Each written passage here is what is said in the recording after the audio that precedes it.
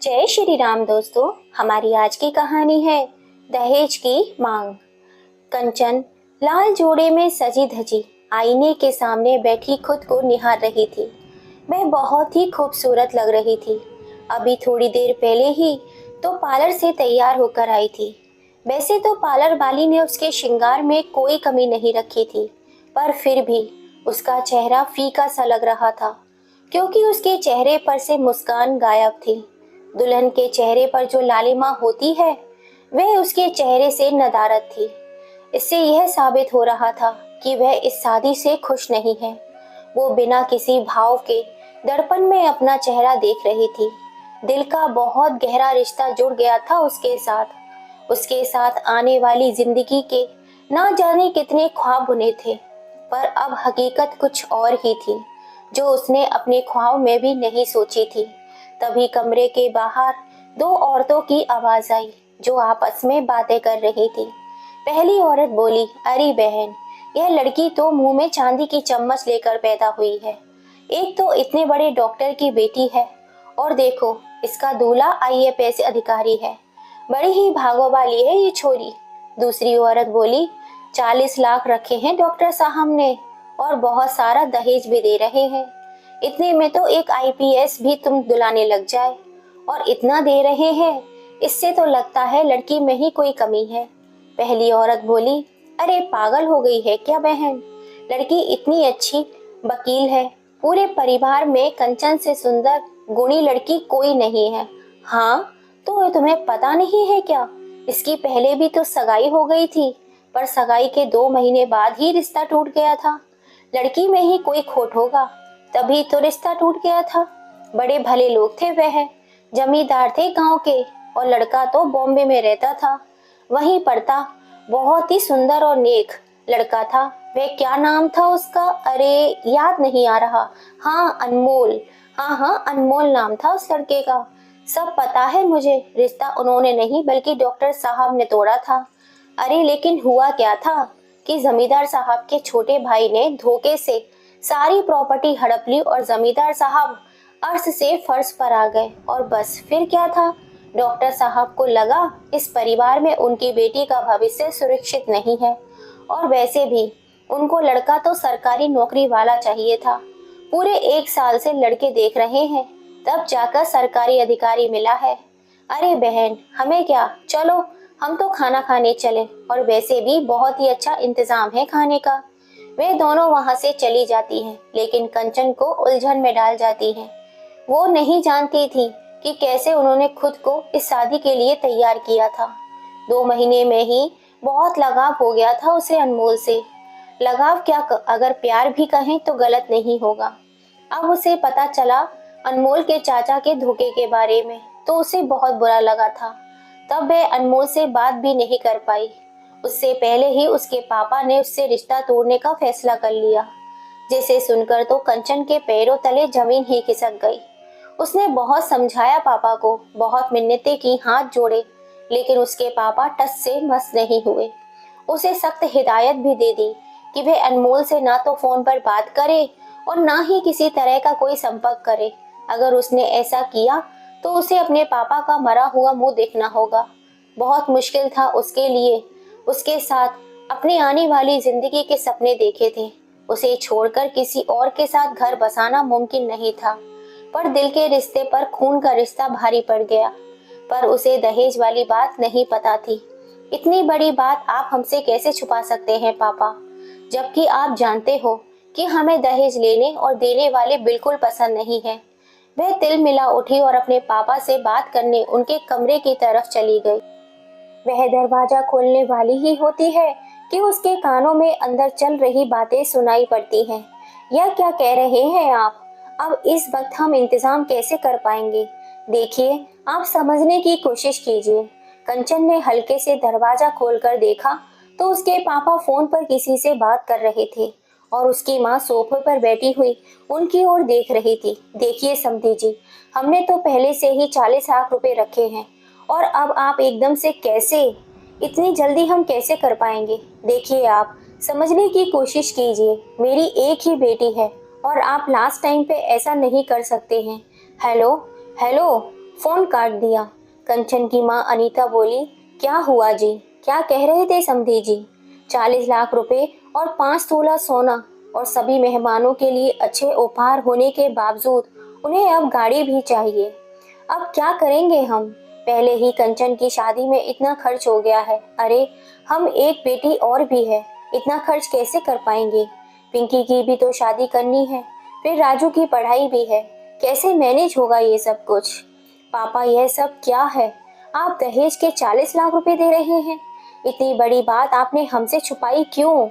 कंचन को वहां देखकर दोनों पति पत्नी चौंक गए और उसके पापा भड़कते हुए बोले, आपको कितनी बार समझाना पड़ेगा कंचन, ऐसे छुप छुप कर बड़ों की बातें नहीं सुनते और ना ही उनसे सवाल करते हैं। इतनी बड़ी बात हो गई और आप कहते हैं कि हम आपसे सवाल भी ना करें। आप जानते हैं ना कि हमें दहेज शब्द से कितनी नफरत है। हमने कितनी ही लड़कियों को इंसाफ दिलाया है, कितनी ही दहेज के लालचियों को सजा दिलवाई है, और जब बात हमारी है तो हम चुप रहे? नहीं, यह हम नहीं सहेंगे। आप इस घर की बड़ी बेटी हैं कंचन, लेकिन इसका मतलब यह नहीं कि आप हमसे जबान लड़ाएं। आज आपकी शादी है और आप उसी पर ध्यान दें, बाकी की बातों को बड़ों पर छोड़ दें। लेकिन पापा, कंचन और कोई बात नहीं है, आप अपने कमरे में जाइए अभी। एक बात याद रखिए पापा, हम आपकी बेटी हैं, गलत सहना हमारे खून में नहीं है, और हम उन लड़कियों में से भी नहीं हैं जो अपने ही पेरेंट्स को बर्बाद करके अपना घर बसा ले। हम वे हैं जिन्हें अपने पेरेंट्स के साथ एक छोटी सी गुस्ताखी भी बर्दाश्त नहीं है। अगर ऐसा वैसा कुछ भी हुआ ना पापा, तो हम मंडप पे से उठने में देर नहीं करेंगे। बहुत बदतमीज हो गई हैं आप, अभी के अभी अपने कमरे में जाइए। कंचन को इस वक्त वहां से चले जाना ही सही लगा। वह गुस्से में अपने कमरे में आ गई। यह सही नहीं हुआ अनीता। कंचन अब चुप नहीं बैठेगी, इसलिए हमने उन्हें कुछ नहीं बताया था। अब क्या करेंगे हम? जब आपको पता था तो आपने ऐसी जगह उसका रिश्ता क्यों किया जहां इतना दहेज मांग रहे थे? जरूरी थोड़ी है था कि लड़का सरकारी नौकरी वाला ही हो, हम कोई और भी तो देख लेते। हमारी कंचन बेस्ट नहीं, परफेक्ट है, और वो एक परफेक्ट जीवन साथी ही रिजर्व करती है, ऐसा वैसा नहीं। हम बात करेंगे जमाई से और समधी जी से, वह जरूर समझेंगे। कंचन अपने कमरे में आकर अपने बेड पर बैठ गई, फिर एकदम से खड़ी हुई और इधर उधर टहलने लगी। हम ऐसे चुप नहीं बैठ सकते, हमें कुछ तो करना ही होगा। कोई कुछ करे या ना करे, पर हम अपने लिए स्टैंड जरूर लेंगे। पर क्या करें, कुछ समझ में नहीं आ रहा।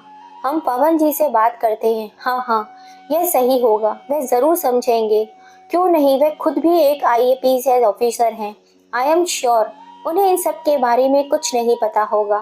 वह पवन को फोन लगाती है और वह पवन फोन नहीं उठाता। मैं बार बार ट्राई करती है, लेकिन वह फोन नहीं उठाता। उसके लिए यह कोई नई बात नहीं थी। पवन से उसकी बस मनाम मात्री बात होती थी। जब वह पवन से पहली बार मिली थी तब भी उन दोनों में कोई खास बातचीत नहीं हुई थी। कंचन के बारे में जानने में उसे ज्यादा दिलचस्पी नहीं दिखाई। बस उसने अपनी तारीफों के पुल बांधे कि कैसे उसने अपनी मेहनत करके अपनी पहचान बनाई है। लेकिन कंचन क्या सोचती है और क्या नहीं, यह जानने की कोशिश ही नहीं की। और कंचन के दिमाग में तो बस अनमोल ही था। उसने भी जैसे उससे मिलकर बस औपचारिकता ही निभाई। तभी कुछ देर बाद कंचन के फोन की घंटी बजी। उसने देखा फोन पवन का था। वो उठा पाती उससे पहले ही फोन कट गया। उसने फिर फोन लगाया। हेलो हेलो कंचन, एक बार में फोन क्यों नहीं उठाती हो? वो हम क्या हुआ, कुछ काम है? सब ठीक है ना? जी वो पवन जी, हमें आपसे बात करनी है। हाँ तो शादी के बाद कर लेना, इतना क्या जरूरी है कि बार बार कॉल किए जा रही हो? बस अभी बारात निकलने ही वाली है। पवन जी हमारी बात बहुत जरूरी है, हमें अभी ही की अभी बात करनी है आपसे, प्लीज बहुत जरूरी बात है। ओके, तो मैं वहां पहुंचते ही सबसे पहले तुमसे ही बात करूंगा, ठीक है? कंचन फोन रख देती है। उसके मन में उम्मीद की एक किरण जागती है। कंचन अपने कमरे में इधर उधर चक्कर काट रही थी, क्योंकि अब उसे पवन से ही उम्मीद थी। बारात आ चुकी थी और पता नहीं कब बरमाला के लिए बुलावा आ जाए। पवन जी कहाँ हैं आप? कंचन फिर पवन को कॉल करती है, लेकिन तभी दरवाजा खुलता है और पवन अंदर आता है। ऐसा भी क्या हो गया कंचन कि तुम शादी तक का वेट नहीं कर सकी? तुम्हें पता भी है कितनी मुश्किल से यहाँ तक आ पाया हूँ मैं। हम समझते हैं पवन जी, लेकिन हमारा आपसे बात करना बहुत ज़रूरी है। हाँ तो जो भी है जल्दी बोलो, वरना कोई आ जाएगा, टाइम नहीं है मेरे पास। कंचन पवन को सब कुछ बता देती है। तो उस पर पवन उससे कहता है, तो इसमें इतने घबराने वाली क्या बात है, यह सब तो अपनी फैमिली और सोसाइटी में नॉर्मल है यार। ऐसे बात तो इतनी बड़ी क्यों बना रही हो। और मैं पापा और दादाजी को जानता हूँ, वो नहीं मानेंगे, उनसे कहने का कोई फायदा नहीं है। मतलब आपको सब पता था और आपको कोई प्रॉब्लम नहीं है दहेज से। कंचन ने हैरानी से कहा, मुझे क्या प्रॉब्लम होगी यार, यह सब तो बड़ों का मैटर है और अपनी कास्ट में यह तो सब नॉर्मल है। और वैसे भी हमारे पापा आर्थिक रूप से सक्षम हैं, तो कोई इतनी बड़ी बात भी नहीं है। कंचन पवन की बात सुनकर हक्की बक्की होकर उसे देख रही थी। उसे विश्वास नहीं हो रहा था कि पवन ऐसी भी सोच रख सकता है। पवन जी, आप ऐसी सोच रखते हैं? आई कांट बिलीव आपने अपने सोशल अकाउंट पर दहेज के खिलाफ कितनी सारी पोस्ट डाल रखी हैं। और आप, पवन बोला, प्लीज कंचन, इतनी सी बात को इतना मत बढ़ाओ। तुम तो ऐसे दिखा रही हो जैसे मेरे घर वाले जबरदस्ती तुम्हारे घर वालों से दहेज मांग रहे हो। तुम्हारे पापा खुद अपनी मर्जी से दे रहे हैं। जब हमारी शादी की बात तय हो रही थी तभी ये सब फिक्स हो चुका था। तुम्हारे पापा की गलती है कि उन्होंने तुम्हें अधूरे अंधेरे में रखा। और तुम्हें क्या मेरा सोशल अकाउंट देखकर मुझसे शादी के लिए हाँ की थी? वो उस पर गुस्सा होते हुए बोला। कंचन के होश ही उड़ गए उसकी बात सुनकर। और उसका ऐसा रवैया होगा ये उसने अपने सपने में भी नहीं सोचा था। उसकी बातों से उसे बहुत गुस्सा आ रहा था, लेकिन फिर भी उसने अपने गुस्से को नियंत्रण किया और उससे बोली, पवन जी, आपके घर से फोन आया है।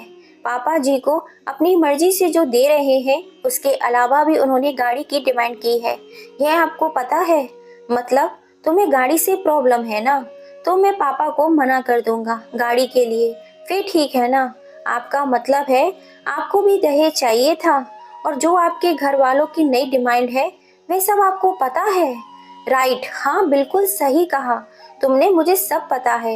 लेकिन तुम क्या चाहती हो ये मेरी समझ में नहीं आ रहा है। तुम यह शादी करना चाहती भी हो या नहीं? मुझे तो लगता है तुम अभी भी अनमोल के बारे में ही सोच रही हो और इसलिए इस शादी से बचने के लिए ये सारे बहाने ढूंढ रही हो। पवन ने शक भरे लहजे में कहा, जिससे कंचन भी थोड़ा सा बौखला गई। पवन जी, आप इस बात को घुमाकर इसे पलटना चाहते हैं।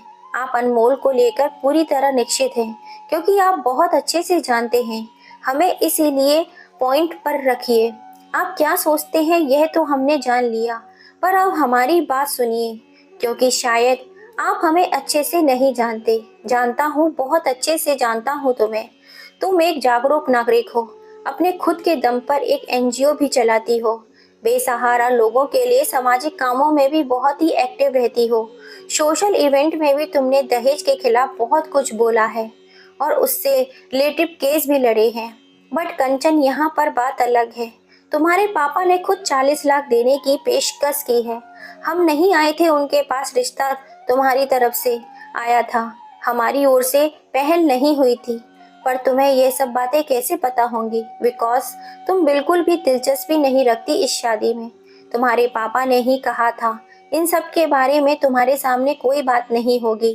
जब आप हमें इतने अच्छे से जानते हैं तो आपको पता होना चाहिए ना कि हमें पता चलेगा तो हमारा रिएक्शन क्या होगा। हम दूसरों की शादी में दहेज लेना देना पसंद नहीं करते। यह तो हमारी खुद की शादी है, हम कैसे इतना गलत होने देंगे? कंचन गुस्से में बोली, तो ये अपने घर वालों से क्यों नहीं कहा तुमने? मैं अपने बड़ों के बीच में नहीं बोलता। उन्होंने जो डिसीजन ले लिया मैंने वही मान लिया। हमारी बात अभी खत्म नहीं हुई है। पवन जी, आपके घर वालों ने आपकी कीमत लगा दी और आप कह रहे हैं कि आप उनके सामने नहीं बोलेंगे। आप चुप रहें, लेकिन हम नहीं रहेंगे। और वैसे भी हम बचपन से ही समाज के खोखले नियमों को तोड़ने के लिए आए हैं।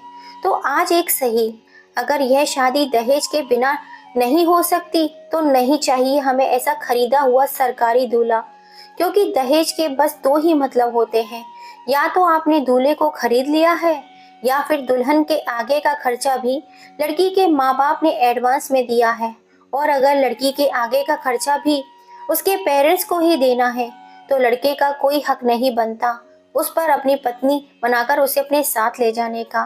अब आप हमें बताइए कि हमारी शादी में दहेज का क्या रोल है? यह आपकी कीमत है या हमारे आगे का खर्च? क्योंकि यह गिफ्ट तो बिल्कुल भी नहीं है।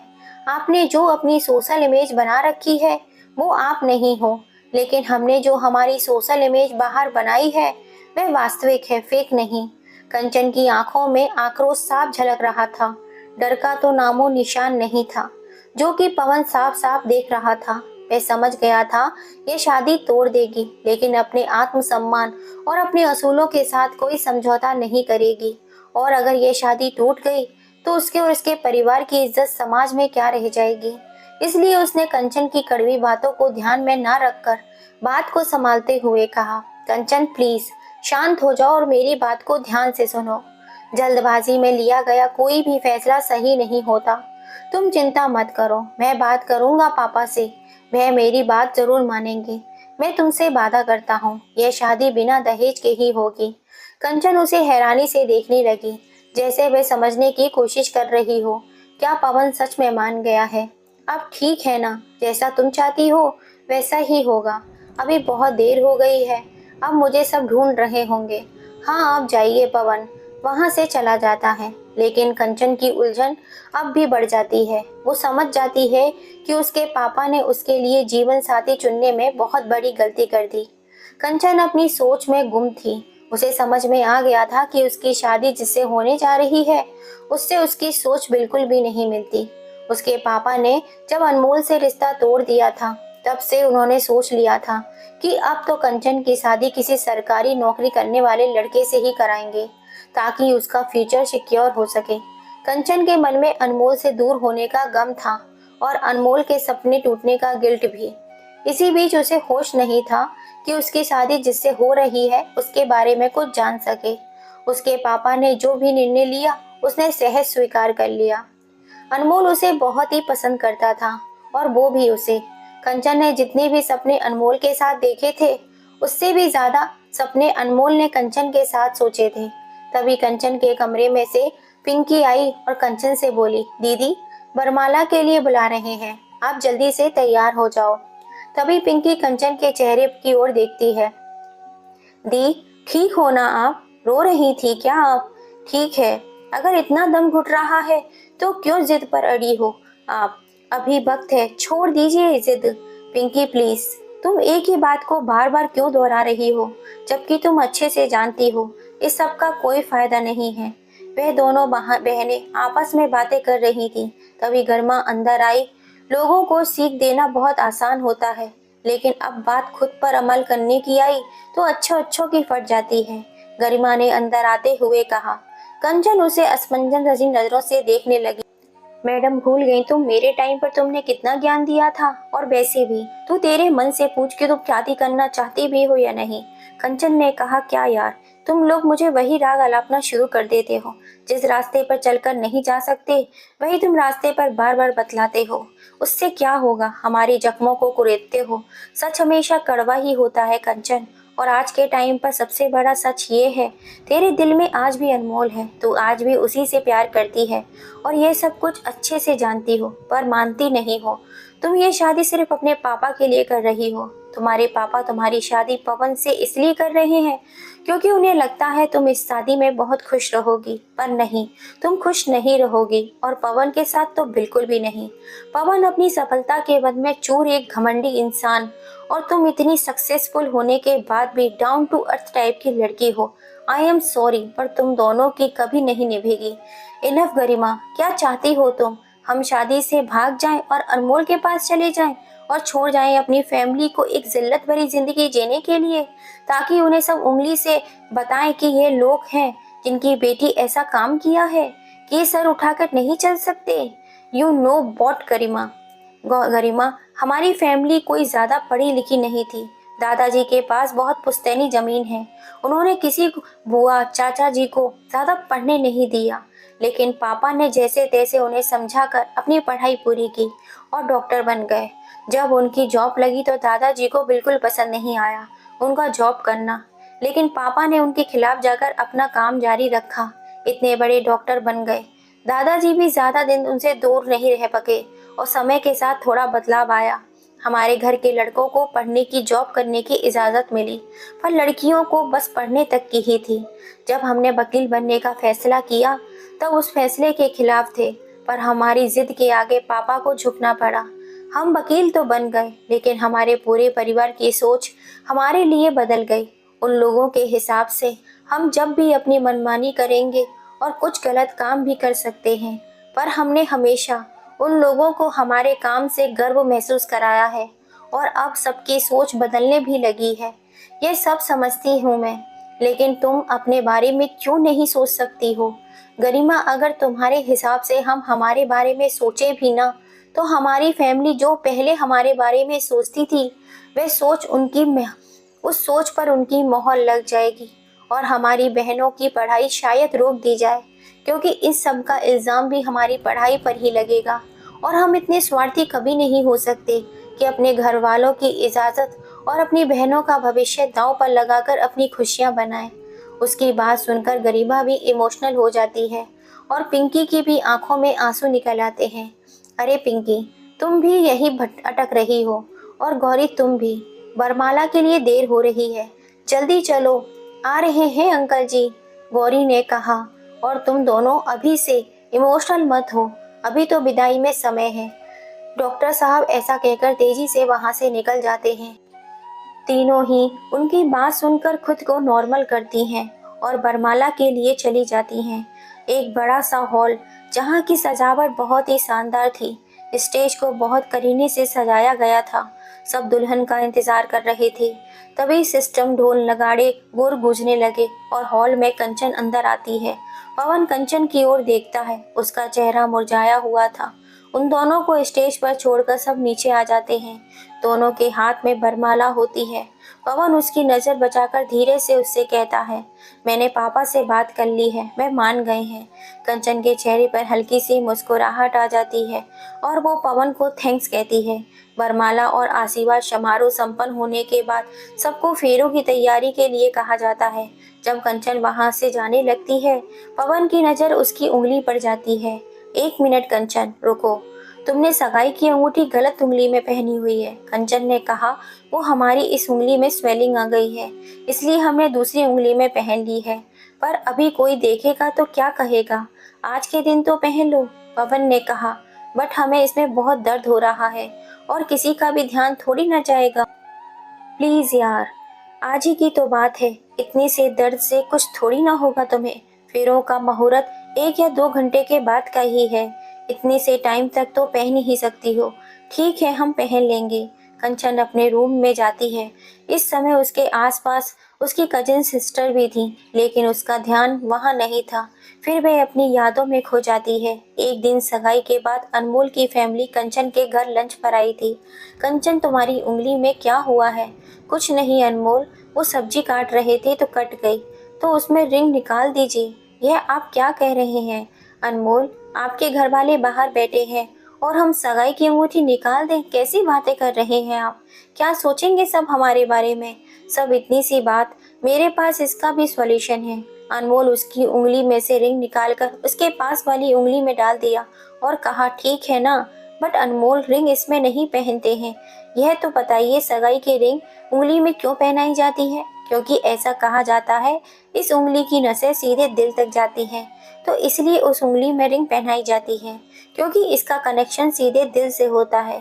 तो फिर इस उंगली का कनेक्शन भी दूसरी उंगली से होता है, तो फिर ये उंगली भी दिल से कनेक्ट हुई ना।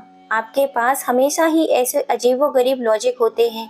आजकल आंखों में से कुछ ज्यादा ही नोटिस करने लगी हैं आप मैडम। चलिए, अब आपको हम अपना पूरा घर दिखा देते हैं, जैसे ही आपकी इच्छा हो। कंचन की एकदम से तंद्रा टूटी और उसे सब कुछ याद आ गया कि आज उसकी शादी है और किसके साथ। तो उसका दिल तड़प उठा। उसके मन में रह रहकर अनमोल का ख्याल आ रहा था। तभी उसका फोन बज उठा। दूसरी बार रिंग आने पर उसने फोन उठा लिया। तुम हमें फोन क्यों कर रही हो गरिमा? हम कमरे में ही तो हैं, अंदर आ जाओ। अपना मुंह बंद रखो और मेरी बात ध्यान से सुनो। तुम जल्दी अपने रूम से बाहर आ जाओ, कोई सवाल नहीं, जल्दी आओ कंचन। बिना कुछ बहे बाहर आ जाती है।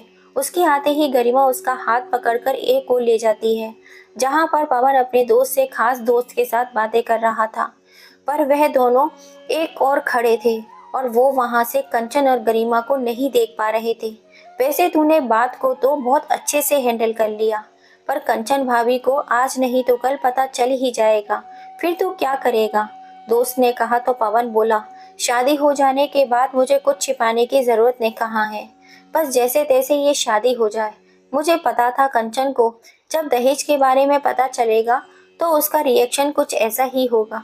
वह इस शादी से पीछे हट सकती है, और अगर ऐसा होता है तो क्या इज्जत रह जाती मेरे परिवार की। इसलिए मैंने और पापा ने कंचन के पापा से इस बारे में बात की, तो पता है उन्होंने क्या किया? उन्होंने कंचन की तरफ से माफी मांगी, और जो वो गाड़ी देने के लिए आनाकानी कर रहे थे उसके लिए भी तैयार हो गए। बस लेन देन का काम कंचन के सामने नहीं होगा। दोस्त ने कहा, वाह बेटा वाह, तूने तो कमाल कर दिया।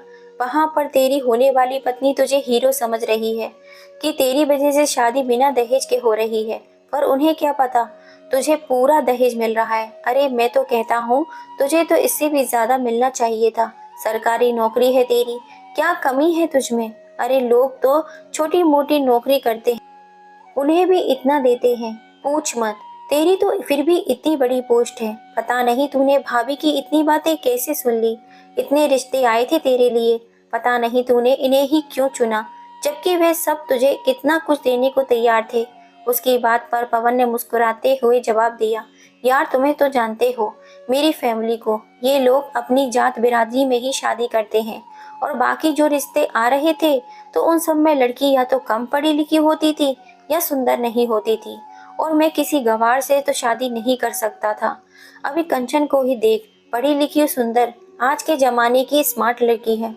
और वैसे भी इसकी वकालत तो मैं शादी के बाद पैसे भी छुड़वा दूंगा, बस एक बार ये शादी हो जाए। और हाँ, मैंने रिश्ता कंचन के घर भिजवाया था, एक सोशल इवेंट में देखा था इसे।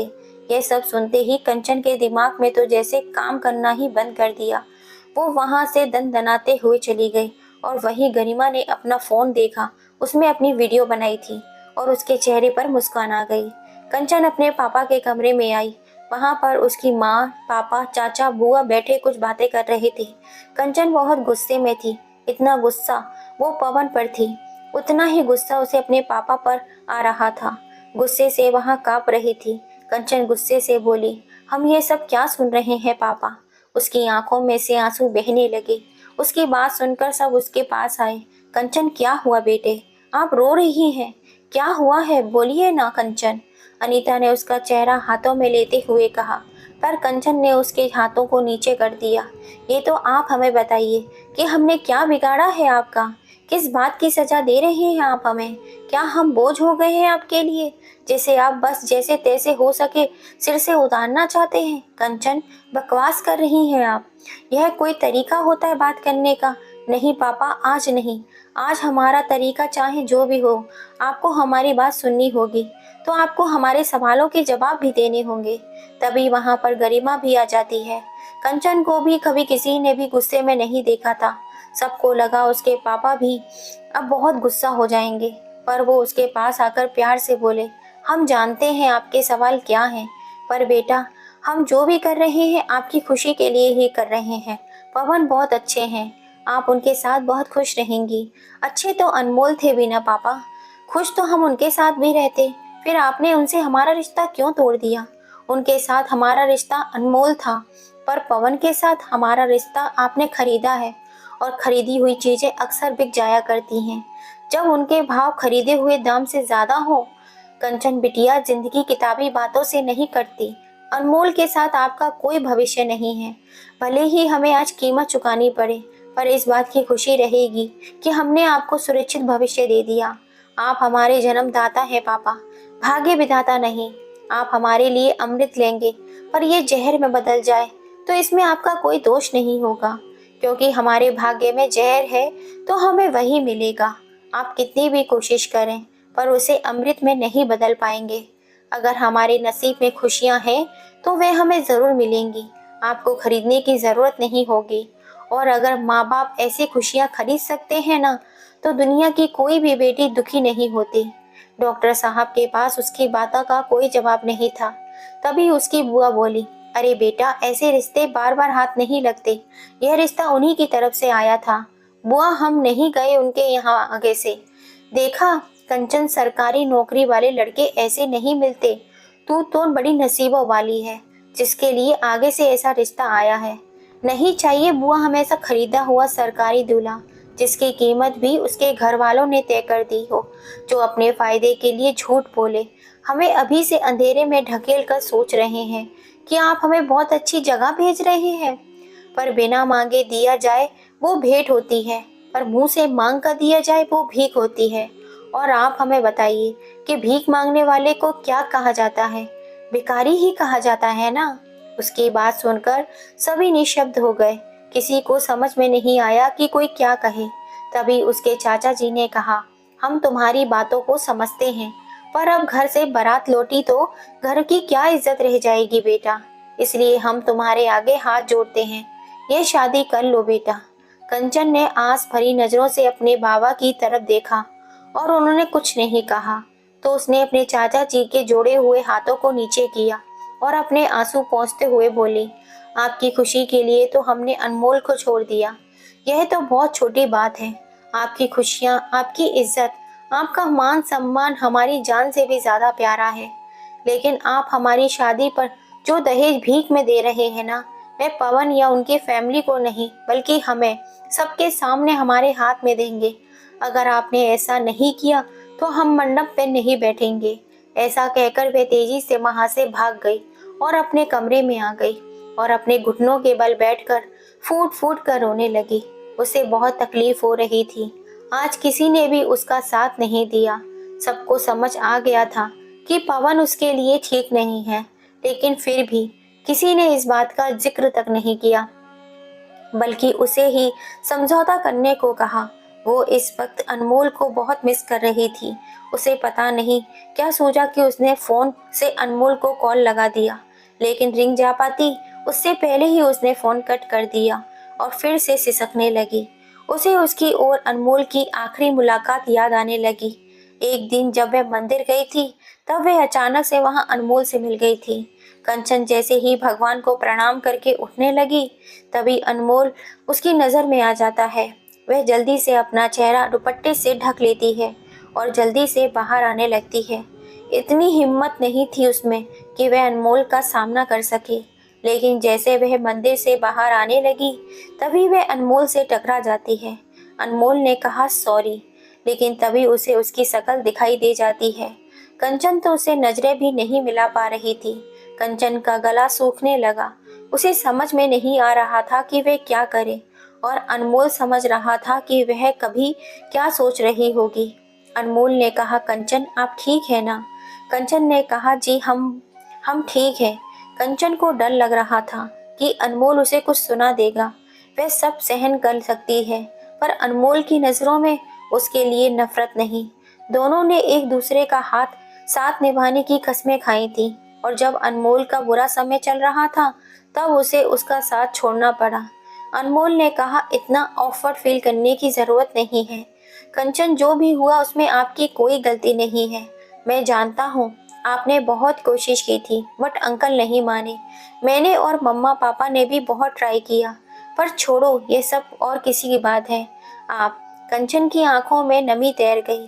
अनमोल, हमें माफ कर दीजिए, हम इस रिश्ते को बचाने के लिए कुछ नहीं कर पाए। आपको गिल्टी फील करने की कोई ज़रूरत नहीं है। और किसने कहा हमारा रिश्ता नहीं बचा? हम सबसे पहले दोस्त थे ना, तो क्या हम अब दोस्त नहीं हैं? आप हमेशा मेरी बेस्ट फ्रेंड ही रहेंगे अनमोल। आपकी जगह कोई भी नहीं ले सकता। मेरी जिंदगी में भी आपकी जगह कोई नहीं ले सकता, कभी भी नहीं, कभी भी नहीं। और हाँ, आपकी जिंदगी में कभी भी कोई मुसीबत आए तो ये बेस्ट फ्रेंड हमेशा आपके लिए साथ तैयार है। जब भी ज़रूरत हो बस एक बार आवाज़ लगा देना, मैं आ जाऊंगा। कंचन का गला भर आता है, वह कुछ बोल ही नहीं पाती और अनमोल वहां से चला जाता है। तो बस कुछ कदम ही चला होता है कि वापस आया और कंचन को अपने गले से लगा लेता है। फिर बिना उसकी ओर देखे उससे बोला, आपको दुनिया भर की सारी खुशियां मिले। गुड बाय कंचन। उसके एक आंखों से आंसू की बूंद झलक कर कंचन के कंधे पर गिर जाती है, जो उसे महसूस होने लगती है। उसे अलग होकर बिना उसकी ओर देखे ही सीधा आगे बढ़ जाता है। कंचन बेबस खड़ी उसे जाती देख रही थी। वह समझ गई थी कि उसकी आखिरी मुलाकात है। कंचन ने एकाएक अनमोल को कॉल कर दिया। उसने दूसरी बार में फोन उठा लिया। हेलो हेलो कहने की हिम्मत नहीं हो रही थी। क्या कहे उसे खुद ही समझ में नहीं आ रहा था। हेलो हेलो कंचन। उसके मुंह से कंचन सुनकर ही कंचन का रोना फूट गया। उसके रोने की आवाज से अनमोल परेशान हो गया। कंचन सब ठीक है ना, प्लीज रोना बंद कीजिए। लेकिन उसका रोना बंद नहीं हुआ। उधर से अनमोल की आवाज आ रही थी, पर उसने कॉल कट कर दिया। मैं अपने मुंह को ढक कर रोने लगी। उसके रूम में गरिमा और पिंकी आती हैं। गरिमा उसे रोता देख अपने गले से लगा लेती है। चुप हो जा कंचन, देख किसी ने भी हमारे फेवर में कुछ नहीं बोला। वो सिसकते हुए बोली, कोई आपके साथ हो या ना हो, मैं हूँ दी आपके साथ। यहाँ से चली जाइए, जो होगा मैं संभाल लूंगी। पिंकी ने उसका हाथ पकड़ कर कहा, हम कायर नहीं हैं जो भाग जाएं, और न स्वार्थी हैं जो अपने परिवार को ऐसे बीच मझधार में छोड़ जाएं।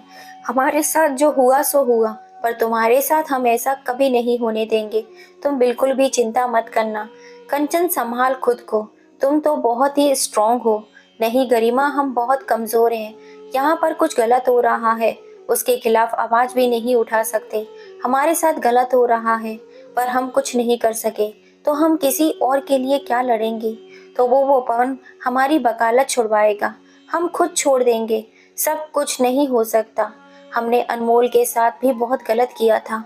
और फिर वह रोने लगी, अचानक बेहोश हो गई और गरिमा ने बहुत मुश्किल से उसे संभाला और बेड पे लिटा दिया। गरिमा गुस्से में उठकर डॉक्टर साहब के रूम में चली गई, जहाँ सब बैठे हुए थे। कैसे लोग हैं आप? आपकी बेटी इतनी तकलीफ में है, सिर्फ आप लोगों की वजह से।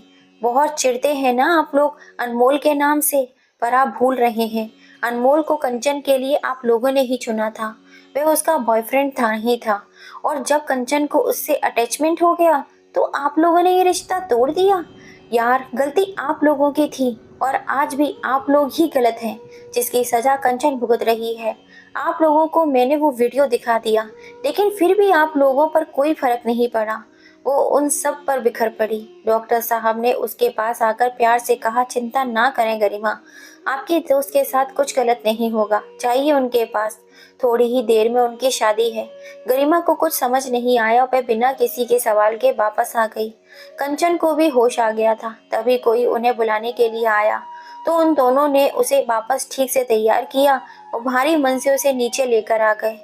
दूल्हे के पास उसे बैठा दिया। दूल्हे का चेहरा सहरे की वजह से ठीक से दिखाई नहीं दे रहा था।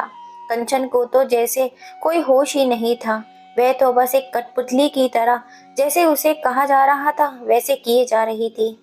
जैसे ही कन्यादान किया जाता तो कंचन का हाथ दूल्हे के हाथ में दिया गया, तो उसकी आंखों से आंसू निकल आते, जो कि दूल्हे के हाथ पर पड़ते और उसके हाथ की पकड़ कंचन के हाथ पर कस जाती। और कुछ देर बाद विवाह भी संपन्न हो गया। पंडित जी वर वधू को सबका आशीर्वाद लेने के लिए बोलते हैं, लेकिन तभी पवन के पापा कहते हैं, वर वधू को आशीर्वाद बाद में मिलेगा, पर पहले समधी जी हमें हमारी भेंट तो दे दीजिए। जिस पर डॉक्टर साहब मुस्कुराने लगते हैं। डॉक्टर साहब मुस्कुराते हुए बोलते हैं, समधी जी पहले आशीर्वाद तो दे दीजिए। इस बात पर पवन के पापा भड़कते हुए बोले, देखिए समधी जी, बाकी बातें बाद में, इस बारे में पहले ही बात हो चुकी है। अरे इतना भी क्या जल्दी है, ये सब बात हम सुबह भी कर सकते हैं, अभी तो बारात की विदाई का मुहूर्त है। कैसी बातें कर रही हैं आप डॉक्टर साहब? जब तक 40 लाख रुपए हमारे हाथ में नहीं रख देते, तब तक हम दुल्हन को लेकर नहीं जाएंगे। कंचन का खून खौलने लगा। वो जैसे ही कुछ बोलने को हुई, तभी दूल्हे ने उसका हाथ पकड़ लिया और वह चुप हो गई। पर उसे ये स्पर्श को जाना पहचाना सा लगा, पर उसने कुछ नहीं कहा। फिर आपको गाड़ी भी तो चाहिए थी ना? कंचन के चाचा जी ने कहा। हाँ हाँ, पर 40 लाख रुपए आप दे रहे हैं तो ठीक है, वरना हम अपने बेटे को लेकर जा रहे हैं। हाँ अंकल, बिल्कुल जाइए, पर अपने बेटे को साथ लेकर। मैं अभी लेकर आता हूँ। राहुल कंचन का भाई ऐसा कहकर वहां से चला जाता है और साथ में पवन को लेकर आता है, जो कि बहुत गुस्से में होता है उसे देखकर सब भौचक्के रह जाते हैं और कंचन के तो पैरों तले जमीन खिसक जाती है कि उसकी शादी किससे हो गई। वह अपने पास खड़े दूल्हे के चेहरे से सेहरा हटा देती है, जो उसके चेहरे पर हैरानी और खुशी के मिले जुले भाव आ जाते हैं, क्योंकि वह लड़का और कोई नहीं, खुद अनमोल था। यह सब क्या है और यह लड़का कौन है? और पवन, तुम वहाँ क्या कर रहे हो? और यह लड़का यहाँ कैसे? पवन के पापा उसके पास आकर बोले, मुझे नहीं पता पापा, पता नहीं किसी ने पीछे से मुझे बेहोश कर दिया। वो कंचन के पास आकर बोला, दिखा दी ना तुमने अपनी औकात। मुझे पता था तुम इससे ही शादी करना चाहती थी, इसीलिए इतने नखरे दिखा रही थी। तुमने जो धोखा दिया है ना, उसके लिए तो मैं तुम्हें छोड़ूंगा नहीं, तुम जैसी निहायती। तभी अनमोल बोल पड़ा, कंचन के खिलाफ एक शब्द मत बोलना पवन, वरना जिंदगी भर उन शब्दों के लिए तुम्हें अफसोस रहेगा। डॉक्टर साहब ने कहा, आप कह रहे थे ना समधी जी, आप अपने बेटे को लेकर चले जाएंगे, तो अब किस बात का इंतजार कर रहे हैं? जाइए। पवन और उसके साथी ने बखेड़ा खड़ा करने की कोशिश की, तब राहुल ने कहा, ओ हेलो, ना हो सके जीजा जी, आपका ये वीडियो देखिए और आपके पूजे पिताजी ने जो वचन अभी कुछ समय पहले ही बोले थे, उसका वीडियो अगर हमने पुलिस को दिखा दिया और मीडिया के पास भेज दिया, तो जो बची कुची इज्जत है ना आपकी, वो भी मिट्टी में मिल जाएगी। आपकी सरकारी नौकरी भी जाएगी। जो आपने बोरिया बिस्तर लीजिए और निकलिए यहाँ से। पवन को तो उसकी बात सही लगी। थोड़ी ही देर में पवन और बाकी के लोग वहां से चले गए। अब तो खुश है ना बेटा तू? अब क्योंकि आपका दूल्हा खरीदा हुआ नहीं है। पर पापा, यह सब कैसे हुआ? और अनमोल, आप यहाँ कैसे? हमें तो कुछ समझ में नहीं आ रहा। अनमोल ने कहा, तुम्हें यह सब कुछ अंकल बताएंगे। डॉक्टर साहब ने कहा, जब कंचन तुम रूम से चली गई, तब गरिमा ने वह वीडियो सबको दिखाया, जिससे हमारा दिमाग ठनका। बात दहेज तक तो ठीक थी, पर हमने उनसे पहले ही बात कर ली थी कि कंचन की शादी के बाद भी वह वकालत नहीं छोड़ेगी। लेकिन वह तो अभी भी अपनी बात से मुकर गए थे। हम सोचते थे कि उसके घर वालों की सोच चाहे जैसी भी हो, पर कम से कम पवन की सोच तो अच्छी होगी। पर हम गलत थे, चाचा जी ने कहा। और तभी मेरे दिमाग में एक ख्याल आया और मैंने इनके पिताजी से बात की। उन्होंने हमें माफ कर दिया और शादी के लिए भी राजी हो गए। पर उन्होंने ये कहा कि पहले हम अनमोल से बात कर लेंगे, क्योंकि अनमोल की खुशी में ही उनकी खुशी है। फिर हमने भाई साहब को समझाया और ये समझ गए कि कंचन की असली खुशी अनमोल के साथ है। पिंकी ने कहा, और फिर मैंने गरिमा के पति, जो कि अनमोल जी के दोस्त हैं, उनसे उनके बारे में पता करने को कहा। और सबसे अच्छी बात यह थी कि पास में ही अनमोल की बहन का ससुराल है। ये वहीं कुछ काम से आए हुए थे। जब हमने इनके पास जाने का फैसला किया, तेरे पापा ने इतनी हिम्मत नहीं थी कि यह जाकर इनसे बात कर सके, इसलिए इन्होंने हमें और तेरे चाचा जी को इनसे बात करने के लिए भेजा। अनमोल ने कहा, और जब उन्होंने हमें सारी बात बताई, तब मुझे कुछ समझ में नहीं आ रहा था कि मुझे क्या करना चाहिए। लेकिन तभी आपका कॉल आया और आप कुछ बोल नहीं सकी, पर मैं आपकी आवाज़ सुनकर समझ गया था कि आप इस शादी से खुश नहीं हैं। तब मैंने तुरंत शादी के लिए हाँ कर दी। राहुल ने कहा, और बाकी दूल्हा बदलने का काम मैंने कर दिया। कंचन की आंखें भर आईं। आप सभी ने हमारे लिए ये सब किया और हमें पता भी नहीं क्या क्या सोचे जा रहे थे। तभी डॉक्टर साहब उन दोनों के पास आए और अनमोल से कहा, हमें याद है बेटा, जब आपका रिश्ता कंचन के साथ हुआ था, तब आपने दहेज लेने से साफ इनकार कर दिया था। लेकिन यह भेंट हमने कंचन के लिए ही रखी है, कृपा करके आप इसे स्वीकार कर लें। यह कहते हुए उन्होंने उसके हाथ में 40 लाख का चेक रख दिया। अनमोल ने कहा, तुझे तो लगता है कि शायद अब आपको मुझ पर विश्वास होने लगा था, पर मैं गलत था। आपको तब भी मुझ पर विश्वास नहीं था और आज भी नहीं है, इसलिए तो आप मुझे ये 40 लाख रुपए दे रहे हैं। डॉक्टर साहब ने कहा, अरे बेटा बेटा, यह तो बस उपहार है, आप किसी अन्यथा ना लें, हमारा ऐसा कोई मतलब नहीं था। अनमोल ने कहा, हमें बस आपका आशीर्वाद चाहिए और कुछ नहीं। मेरे पिताजी की संपत्ति गई है पापा, पर मेरा हौसला और मेरी लगन, मेरी मेहनत नहीं। आप चिंता ना करें, यह आपकी बेटी को किसी भी कोई परेशानी नहीं होगी। यह मेरा वादा है आपसे। माँ बाबा की आंखों में खुशी के आंसू आ जाते हैं। अनीता ने कहा, आप दोनों हमेशा ऐसे ही साथ रहिए। आप पुरानी बातों को ध्यान में ना रखें। जो भी कुछ हुआ उसमें कंचन की तो कोई भी गलती नहीं थी। उन सब के लिए हो सके तो हमें माफ कर दीजिएगा और हमारी बेटी का ध्यान रखिएगा। अनमोल कंचन को लेकर बॉम्बे जा रहे थे। अनमोल के चाचा ने सारी प्रॉपर्टी अपने नाम कर ली थी, लेकिन उनका बॉम्बे वाला घर अनमोल के नाम पर था, इसलिए वे अभी भी उसके पास ही था और वह वहीं पे रहते थे। गाड़ी में खामोशी पसरी हुई थी। अनमोल ने चुप्पी तोड़ते हुए कहा, मैं दुनिया का पहला लड़का हूँ जो अपनी शादी के बाद खुद ड्राइव करके अपनी दुल्हन को घर ले जा रहा हूँ। कंचन खिड़की की तरफ देखकर हल्के से मुस्कुराई, और शायद ऐसा भी जिसे बस 1 घंटे पहले ही पता चला हो कि आज उसकी शादी है, और खुद ही हंसने लगा। कंचन के चेहरे पर सुकून भरी मुस्कुराहट आ गई। आप आज यहाँ क्यों आए थे? क्या काम था? दीदी के यहाँ मेरी कुछ बुक्स रखी हुई थी, उन्हें लेने आया था। गाड़ी में ही रखी हैं। अगले सप्ताह मेरा इंटरव्यू है। किस चीज़ का इंटरव्यू? मेरा प्री मैथ्स क्लियर हो गया है। अनमोल ने कंचन की ओर देखते हुए कहा, क्या आपने यूपीएससी का एग्जाम दिया था और पास भी होल कर लिया? पर आप तो मना कर रहे थे ना। आपने पहली बार मुझसे कुछ मांगा था और पूरा तो करना ही था। उसकी बात सुनकर कंचन भावुक हो गई। फिर वे अपने घर बॉम्बे पहुंच गए। वहां अनमोल के माँ बाप ने उनका स्वागत किया और अगले दिन अखबार में यह खबर छप गई कि आईएएस अधिकारी पवन चौहान की शादी दहेज की वजह से टूट गई। 1 सप्ताह बाद अनमोल का इंटरव्यू हुआ और कुछ दिनों के बाद ही उसका रिजल्ट आ गया। उसने पहले ही अटेम्प्ट में यूपीएससी क्लियर कर ली। सब लोग उसके लिए बहुत खुश थे कि वह एक आईएएस ऑफिसर बन गया। एक दिन अनमोल कंचन से बोला, कंचन, आपकी किस्मत में था तो सरकारी दूल्हा, तो देखिए मेरी जॉब भी लग गई। जी नहीं, हमारी शादी के समय आप सरकारी अधिकारी नहीं थे, आप एक आम आदमी थे। मतलब हम सरकारी पति हैं। जी नहीं, आप बस हमारे पति प्राइवेट पति हैं। अनमोल और कंचन दोनों मुस्कुराने लगते हैं।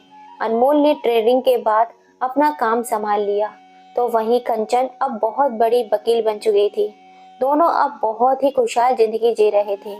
दोस्तों, अपनी बेटी की खुशी के लिए एक पिता ने अंत समय में जो फैसला लिया, वो सही था या गलत? अपनी राय हमें कमेंट करके जरूर बताइएगा। पिता के एक फैसले ने बेटी की जिंदगी बदल दी, उसकी जिंदगी में ढेर सारी खुशियां भर दी। ऐसे पिता को सलूट करना चाहिए।